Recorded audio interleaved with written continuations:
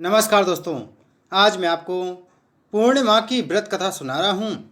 एक बार द्वापर युग के समय माता यशोदा भगवान श्री कृष्ण से पूछती हैं कि आप संसार के पालन करता हो, मुझे ऐसा कोई उपाय बताओ जिससे मृत्यु लोक में किसी भी स्त्री को विधवा होने का भय न रहे और ना ही उसे निसंतान होने का दुख रहे। तब भगवान श्री कृष्ण ने अपनी माँ से कहा कि मैं आपको एक ऐसे व्रत के बारे में विस्तार से बताता हूँ। सौभाग्य प्राप्ति के लिए हर महिला को 32 पूर्णमासी तक इस पावन व्रत को करना चाहिए।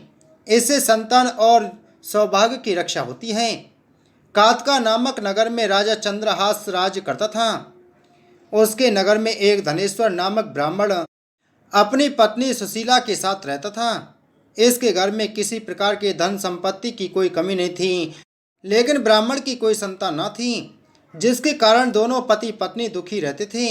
एक बार उस नगर में एक साधु आया जो सभी घरों से भिक्षा मांगकर गंगा नदी के किनारे भोजन कर जीवन यापन करता था, लेकिन वह साधु धनेश्वर के घर की भिक्षा मांगने नहीं जाता था।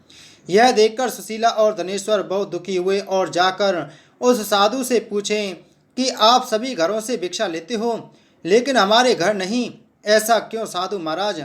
तब साधु ने कहा कि तुम निसंतान हो और ऐसे घर से भिक्षा लेना पतितों के अन्न के समान होता है। मैं पाप का भागीदारी नहीं बनना चाहता, इसलिए तुम्हारे घर से भिक्षा नहीं लेता हूँ।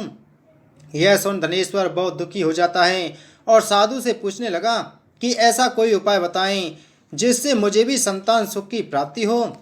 तब साधु ने उस दंपत्ति को 16 दिन तक माँ चंडी के पूजन की सलाह दी, जिसके बाद धनेश्वर और उसकी पत्नी ने ऐसा ही किया।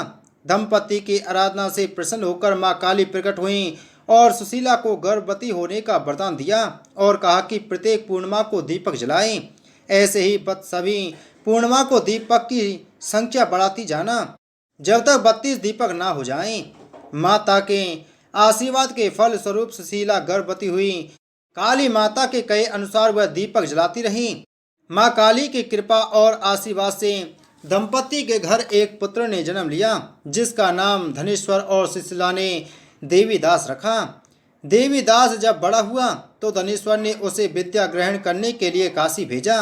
काशी में देवीदास के साथ एक अजीब दुर्घटना घटी, जिसके कारण धोखे से देवीदास का विवाह हो गया।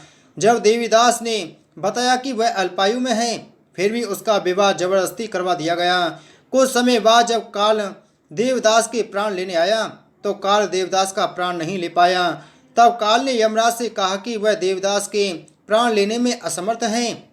जिसके पश्चात यमराज ने उसके पीछे का कारण जानने के लिए भगवान शिव और माता पार्वती के पास गया। तब माँ पार्वती ने माता काली के वरदान के वृतांत को सुनाया और कहा कि ब्राह्मण दंपति ने पूर्णिमा का व्रत कर रखा है, इसलिए काल देवदास का कुछ बिगाड़ नहीं पाया।